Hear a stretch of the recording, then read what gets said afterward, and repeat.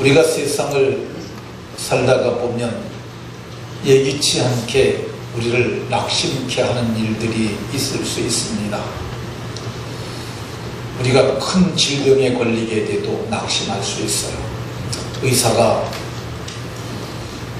현대의학으로서는 당신의 이 질병을 고치기가 힘들 것 같습니다. 이게 말은 부드럽겠지만은 사람에게, 그 사람에게는 사용선고 같은 말이잖아요. 그게 그 사람에게 낙심될 수 있습니다. 사업을 하다가 정말 열심으로 선하게 사업을 했는데 다른 사람이 부도를 내서 연쇄 부도로 말미암아 사업이 경매로 매각되어지고, 그리고 이제 모든 것이 다 파산돼서 길거리 나앉게 됐을 때, 아, 우리 망하게 됐구나, 나 망했네 하면서 낙심할 수 있습니다. 늘 웃으면서 좋게 얼굴 대던 사람이 보증 좀 서달라고 해서 서줬는데 그 사람이 지 거는 다 챙기고 나만 망하게 만들어서 결국 사기로 해서 모든 거 다 잃게 됐을 때 낙심할 수 있습니다. 혹은 모함으로 말미암아서 감옥에 들어갈 수도 있어요. 그때 우리가 낙심할 수 있습니다. 그런데 우리와 늘 가까이 계시는 주님은 낙심하지 말아라, 이렇게 말씀하십니다. 선을 행하다가 낙심하지 말아라. 낙심할까봐 주님께서는 오늘 비유를 통해서 낙심치 말아야 할 것을 분명하게 설명해 주고 계십니다. 어떤 도시에 하나님도 두려워하지 아니하고 사람도 두려워하는 한 재판관이 있었다고 합니다. 근데 그 도시에 또 한 과부가 있었는데 그가 너무나 억울한 일, 정말 원통한 일이 생기고 그에게 한이 될 만한 일이 생겼어요. 그래서 그에게 가서 내 원통함을 풀어주소서, 내 원한을 풀어주소서. 처음에는 그 재판관이 듣지 아니하다가 후에 속으로 생각해 보니까 내가 하나님도 두려워하지 아니하고 사람도 두려워하지 않지만 이 과부가 나를 심히 번거롭게 하니 내가 그 원한을 풀어줘야겠다.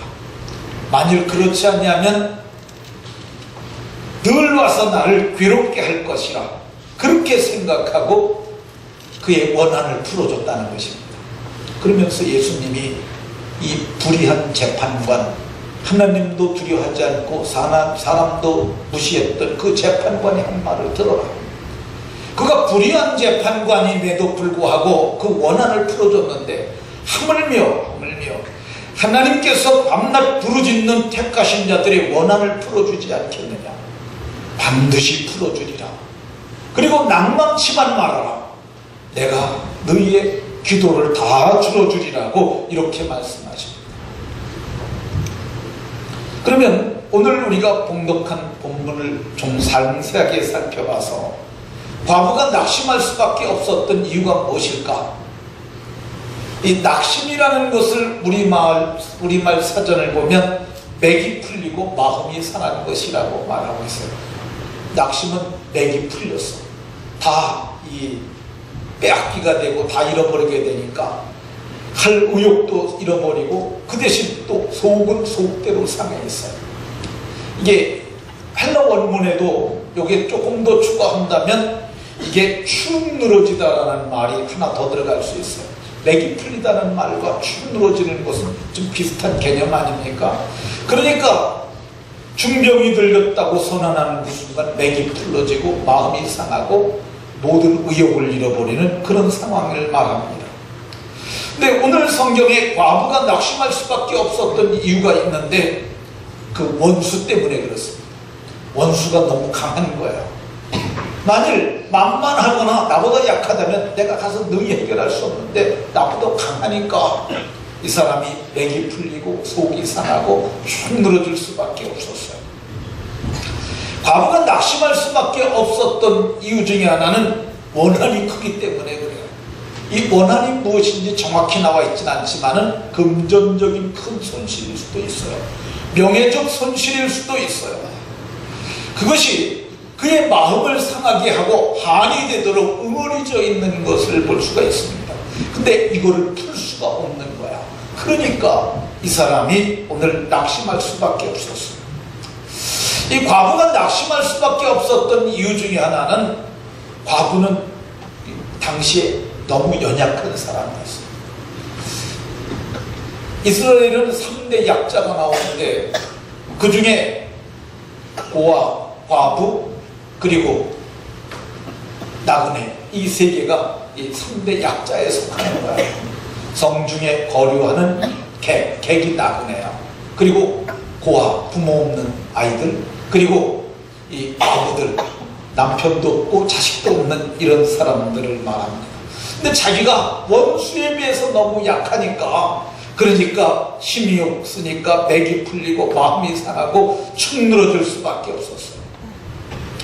과부가 더 낙심하고 좌절할 수밖에 없었던 이유 중에 하나는 그 사람이 무자비한 재판관이었기 때문에 그래요.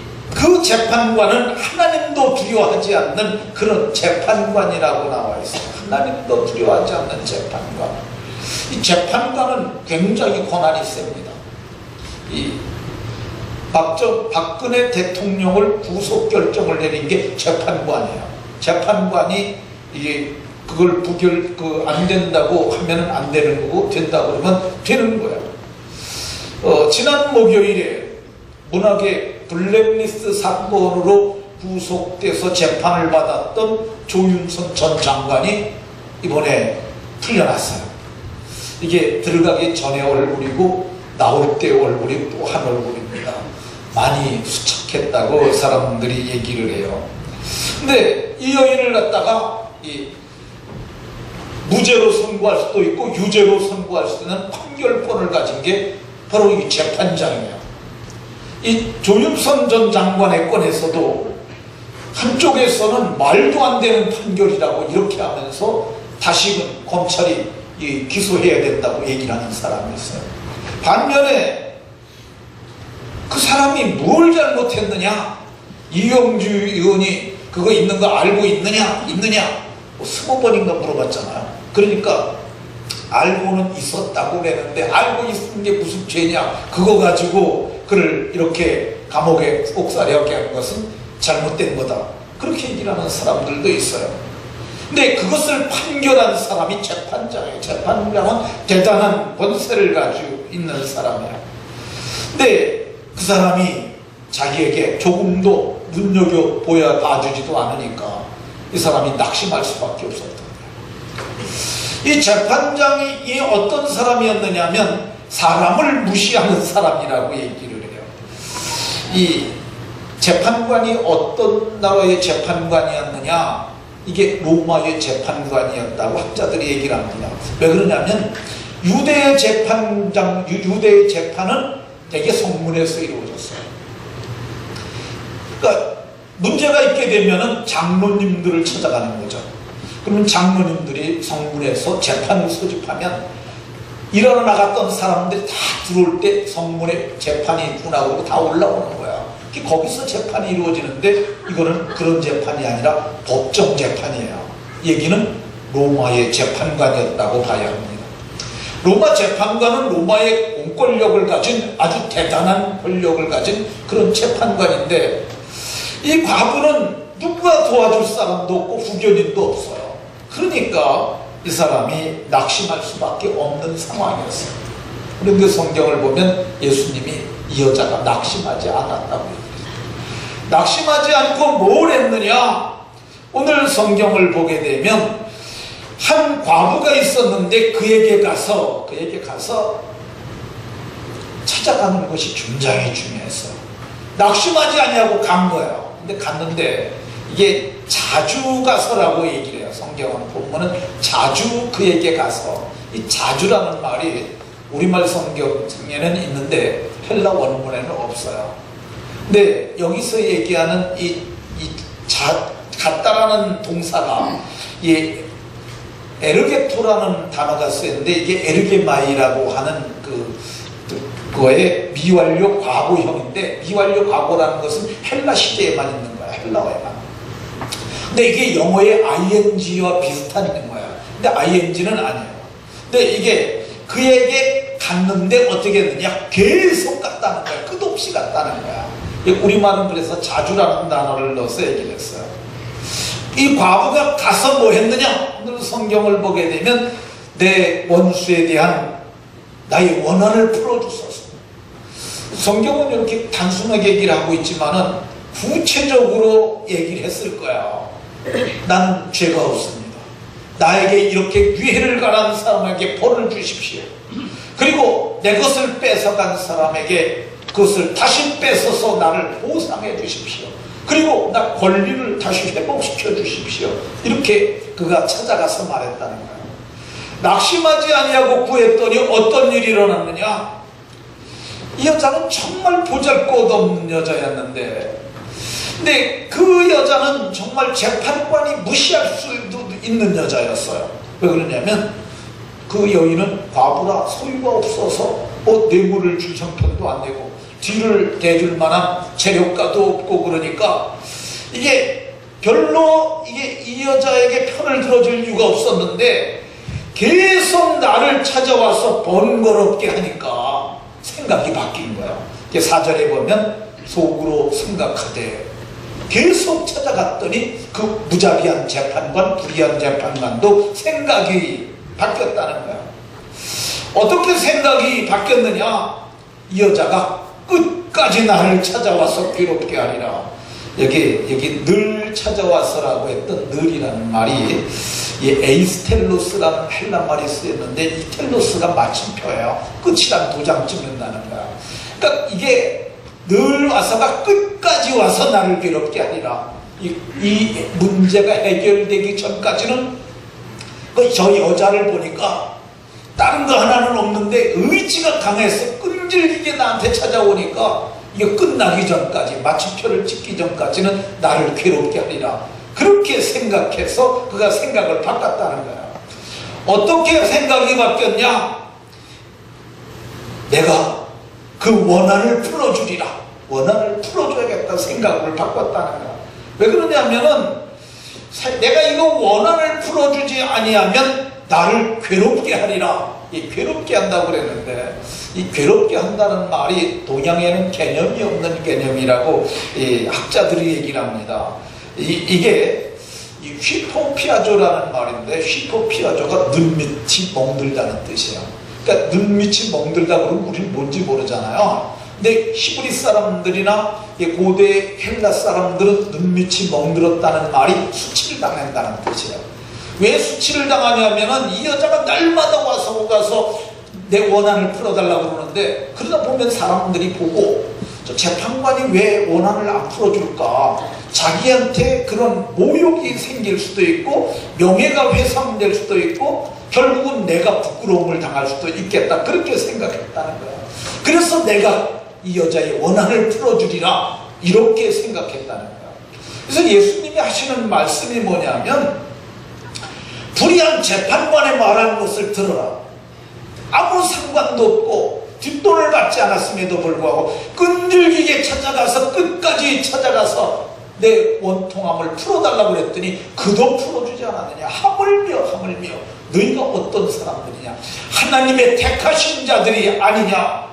이 택하신 자들이라는 말이 어떤 의미냐면요, 마지막 날에 마태복음 24장 31절에 보면 큰 나팔 소리와 함께 천사들을 보내리니 그들이 이 끝에서 저 끝까지 사방에서 모으리라. 이 말은 뭐냐면 천국에 함께 들어갈 사람들인데, 하나님께서 그 택하신 자들의 원한을 풀어주시지 아니하시겠느냐? 이 말은 풀어주시겠다는 말이죠. 밤낮 부르시는 자들의 원한을 풀어주시지 않겠느냐? 밤낮 우리가 하나님 앞에 기도하면, 하나님 앞에 부르짖으면 들어주시겠다는 거예요. 이 부르짖는다는 말이 무슨 말이냐면요, 이 히브리어에서, 구약 성경에서 부르짖다는 말은 찢었다는 뜻이에요. 짜크라는 단어인데, 이게 옷을 찢을 때도 짜크라는 단어를 써요. 극도의 분노가 생길 적에 히브리 사람들은 옷을 찢었어요. 근데 마음을 찢을 때도 짜크라는 단어를 씁니다. 그러니까 너무너무 마음이 아파. 그래서 부르짖을 때 마음을 찢고 속에 있는 마음이 드러나게 하는 거야. 진심으로 내 속마음을 하나님께 아뢰면 그 하나님께서 부르짖는 간절한 기도, 절박한 기도, 절실한 도움을 구하는 하나님의 자녀들, 택하신 자들의 기도를 들어주시지 않겠느냐. 오늘 주님이 말씀하시잖아요. 항상 낙심하지 말고 기도해라. 그러면 내가 들어주겠다. 오늘 1절에서 그렇게 말하잖아요. 주님이 담보하고 계시는 거예요. 보증해 주시는 말씀이에요. 우리가 낙심하지 아니하고 구하면 하나님께서 반드시 들어주시는 줄로 믿으시기 바랍니다. 그 대신 하나님이 우리에게 거시는 조건이 있어요. 예수님이 우리에게 오늘 말씀하시는 조건이 있어요. 인자가 올 때 세상에서 믿음을 보겠느냐. 그 종말론적 상황에서 주시는 말씀이지만은 기도할 때도 역시 마찬가지예요. 우리가 믿음으로 구하라고 말씀하셨어요. 그러니까 우리가 믿어야 되는데 우리를 택하신 분이 하나님이시고 낭망치 않고 구하면은 우리의 기도에 응답하시는 분이 주님이라는 걸 믿고 오늘 이 말씀을 믿고 구하게 되면 들어주시겠다고 말씀하십니다. 그러니까 믿고 구하면 반드시 응답받는 줄로 믿으시기 바랍니다. 예수님 당시에도 무시당했음에도 불구하고 거절당했음에도 불구하고 끝까지 기도해서 응답받은 이방 여자가 있습니다. 수로보니게 여인이라고 하는 여인인데 이 여인에게 어린 딸이 있었는데 그 딸이 더럽고 흉악한 귀신이 들렸어요. 그러니까 더럽고 흉악한 귀신이 들렸으니까 그 여인이 딸이 더러운 짓을 하고 흉악한 짓을 하는 거예요. 그래서 그 아이의 문제를 가지고 예수님께 찾아갑니다. 예수님, 내 딸이 흉악한 귀신에 들렸습니다. 그러니까 내 딸의 귀신을 좀 쫓아주십시오. 그랬더니 예수님께서 그래, 내가 내 딸의 귀신을 쫓아주마 이렇게 말씀하지 아니하시고 예수님께서 뭐라고 말씀하시냐면 자녀들에게 먼저 배불리 먹게 할지니 자녀들의 떡을 취하여 개들에게 던짐이 마땅치 아니하다 말씀하셨어요.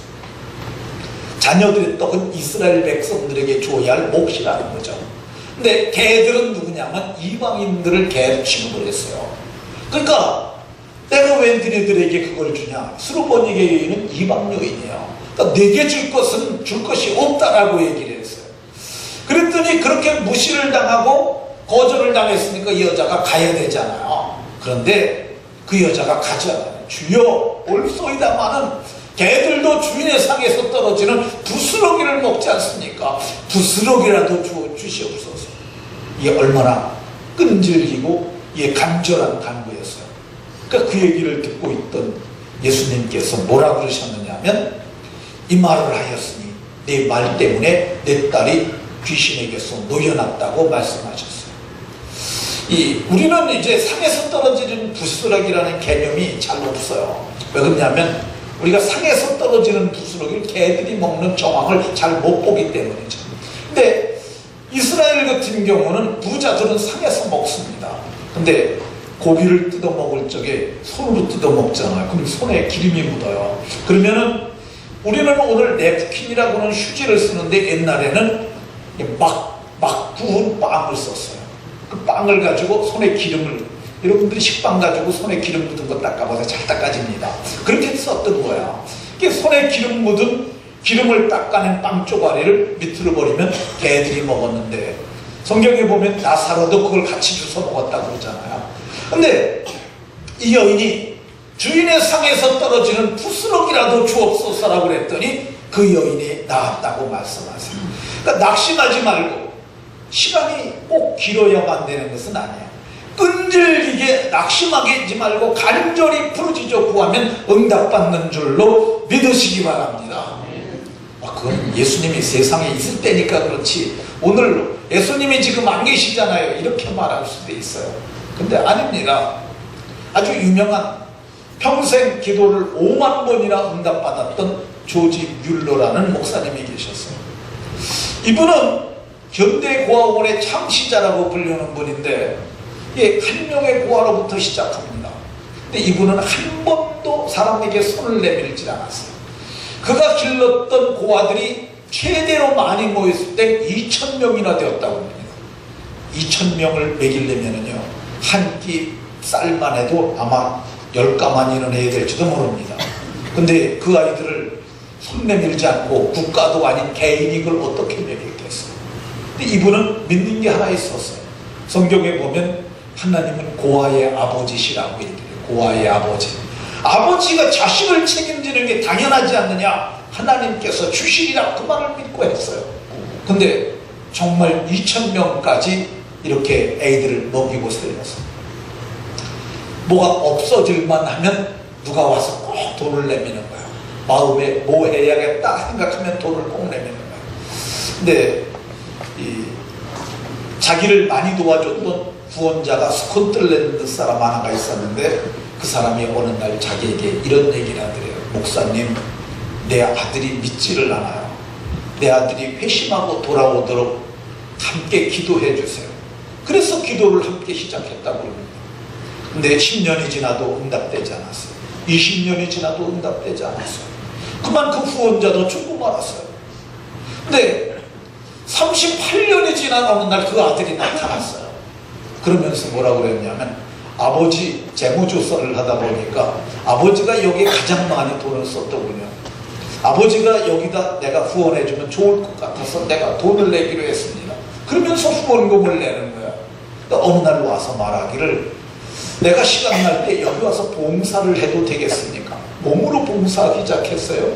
예배를 참석하기 시작했어요. 그리고 그가 회심을 합니다.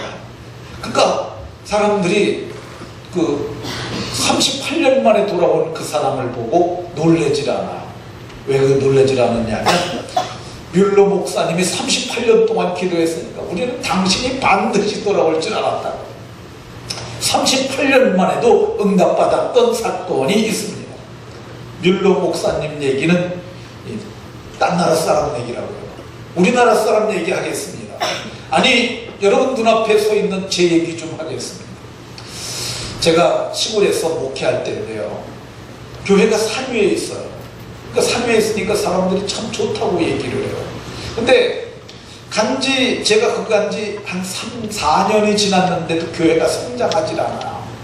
원인을 분석을 해보니까 교회가 너무 산속에 있는 거야.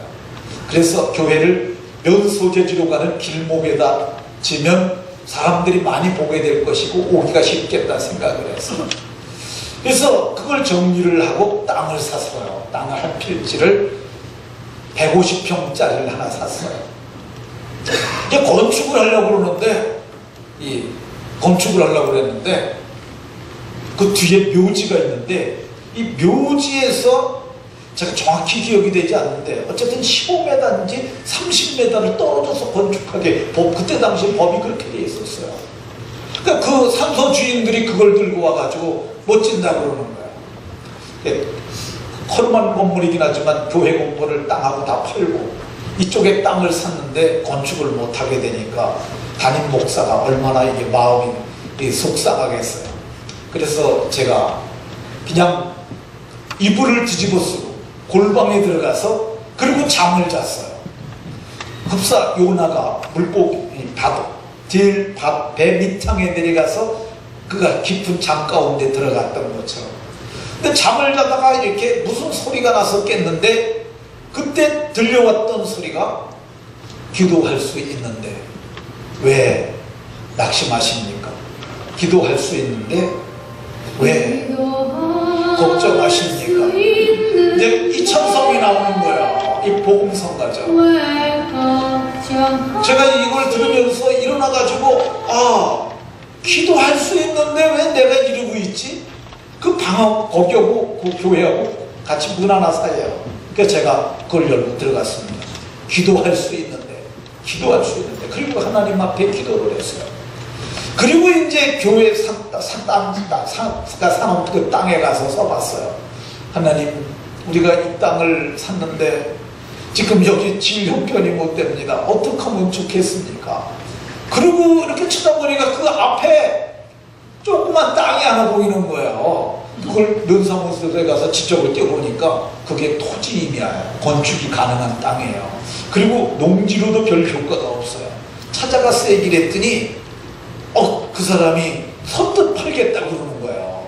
그래서 우리가 땅을 팔 적에 판돈하고, 그리고 새 땅을 살 적에 돈을 조금 남겼어요. 한 200만 원 건축하려고. 그래서 150평짜리를 팔았는데 500만 원을 더 받았어요. 200만 원 플러스 500만 원이니까 700만 원이 생겼잖아요. 그리고 그 땅이 허잘것없는 땅이니까 그거를 아주 싸게 샀어요. 그러다 보니까 또 얼마가 남았냐고 한 700만 원이 남았어요. 그래서 제가 생각을 해보니까 이게 돈이 시골교회 뭐 있어요. 할머니들 몇 명 오고 건축할 돈도 하나도 없는데 하나님이 그 땅을 바꿔주시고 그리고 건축비를 마련해 줬어요. 그 건물이 이제 어제 제가 다음에 가가지고 그걸 찾아봤어요. 그랬더니 그 건물이 맨 마지막에 있어요. 거기 보니까 근데 저 건물입니다. 저 건물을 제가 그래서 건축한 건물이고, 그때 땅을 갖다 샀는데 옛날에 먼저 샀던 150평은 옆에 살 땅이 하나도 없어.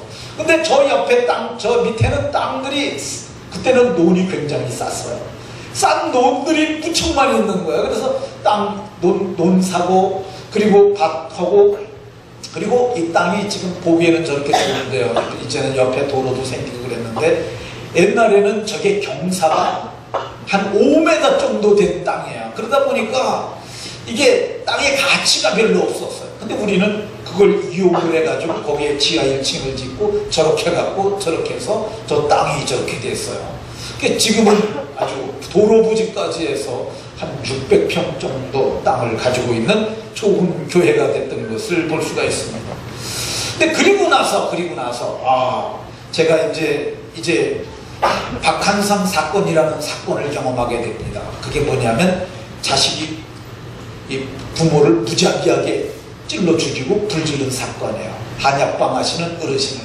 제가 그걸 보면서 제가 뭐 교육부 장관도 아니고 그러니까 국가의 대계를 책임지지 못하지만 우리 동네에서는 이런 일이 일어나지 않게 하려면 마땅히 행할 길을 아이에게 가르쳐야겠다. 그래가지고 제가 이제 뭘 생각을 하냐면 이 선교원을 생각합니다. 어린이집이 그때는 없을 때요. 그래서 선교원을 계획하는데 하나님께서 이쪽으로 저를 옮겨주셨어요. 그래서 그때 제가 건물을 지면서 선교원을 반드시 해야 한다. 4층에 선교원, 5층에 교회 본당을 갖고 그렇게 시작을 했어요. 근데 한 1년쯤 지나다가 무슨 일이 일어났느냐면 제가 아는 분이 애가 죽었다고 해요. 그래서 왜 죽었냐 그랬더니 이게 애가 아침에 아버지가 출근하는데 이게 효파를 놓고 창문이 이렇게 있었는데 아버지 이렇게 간다고 내려다본 거예요. 근데 무게 중심이 기울으니까 애가 콘크리트 바닥으로 떨어져 버렸어요. 3층에서 떨어져 죽었다는 거예요. 제가 4층에서 내려다보니까 아이고 이거 애들이 그 창문에 떠다니고 그러는데 안 되겠다. 그래갖고 그 해만 제가 졸업을 시키고 그랬어요. 하나님, 양주시에서 가장 안전하고 그리고 가장 이 넓은 1층을 주십시오. 그래서 하나님 앞에 기도했더니 2년 만에 하나님께서 이 땅을 주시고 이 안전한 1층을 주셨어요. 그리고 나서 제가 생각했던 게 뭐냐면은 교회가 어린이집만 해서는 안 되겠다. 요양원을 해야겠다고 생각을 했어요. 왜 요양원을 해야겠다고 생각했냐면은 이게 성경에 그게 나와 있어요. 성경에 요양원이라고 그렇게 나와 있지 않지만은 바울 사도가 젊은 목사 디모데에게 보내는 목회 서신에 보면은 이 노인 복지 문제를 다룹니다. 디모데전서 5장 4절에 어떤 과부에게 자녀나 손자들이 있거든 집에서 효를 행하여 부모에게 보답하기를 배우게 하라. 이 집에서 효도 하게 하라는 거야. 만일 예수 믿는 사람 중에 자기 친족, 자기 가족을 돌아보지 아니하면 이놈은 불신자보다 더 악한 놈이라고 이렇게 말씀합니다. 그리고 할 수 있거든 과부에게, 과부는 약자라고 그랬잖아요. 친척이 있거든 자기들이 도와주고 교회가 짐지지 않게 해라. 이 말이 중요해요. 교회가 짐지지 않게 해라. 이 말은 교회가 노인 부양을 했다는 거야. 교회가 짐을 지고 자격증권을 과부의 명부에 올릴 자를 60이 덜 되지 아니하고, 그리고 이분들을 그냥 밥을 먹게 하지 아니하고 나그네를 대접하며 성도의 발을 지키며 환난당한 자를 구제하며 선한 일을 행할 수 있도록 그렇게 하게 했다는 것을 볼 수가 있습니다. 그리고 또 이거를 했었던 이유 중에 하나가, 이젠 요양원이 일반화되잖아요.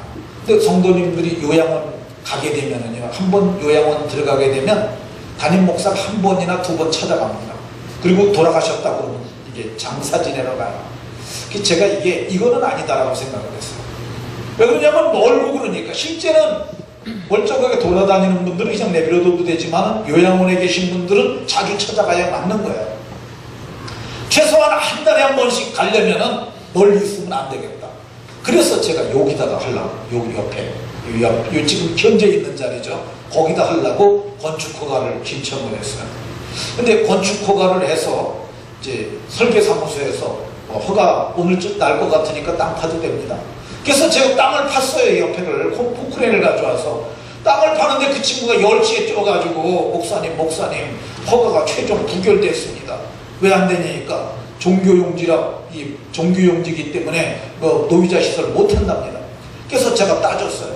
그러면은 우리 어린이집이 노유자 시설이잖아요. 노인 그리고 유아, 이게 노유자라는 말이 그런 말이에요.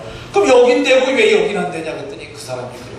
사실은요, 이거 행정교회가 이거 할 적에 그 직원이 모르고 해줬다는 거야. 그래가 그 친구 좌천됐대. 다른 부서로 갔대. 그래서 그런 건데 이번에는 그거 거기서 그걸 밝혀내가지고 안 된다고 했다는 거야. 그래서 다시 땅 메꿨어요. 그러고 났는데 어떤 일이 일어났느냐면요, 우리 교회에 어떤 분이, 여자 성도님이 자기가 아는 아주 신령한 여전도사님이 있는데 예언을 하는 전도사님이래요. 그 전도사님을 우리 교회 한번 모시면 안 되겠네요. 제가 얘기를 들어보니까 집회는 그렇고, 그래서 금요기도회 때 한 번만 모시자. 그래서 얘기를 했는데 그분이 정말 신령하긴 하더라고요. 사람들의 다 이게 얘기를 하는데 너무 참 그래서 은혜롭게 했어요. 나중에 목사님, 제가 목사님에게도 말해드리겠습니다. 그 얘기를 하면서, 그래서 내가 요양원을 하고 싶다고 그랬더니 목사님 때에는 안 됩니다라고 얘기를 하더라고요. 그래서 제가 속으로 그랬어요. 왜 안 되냐?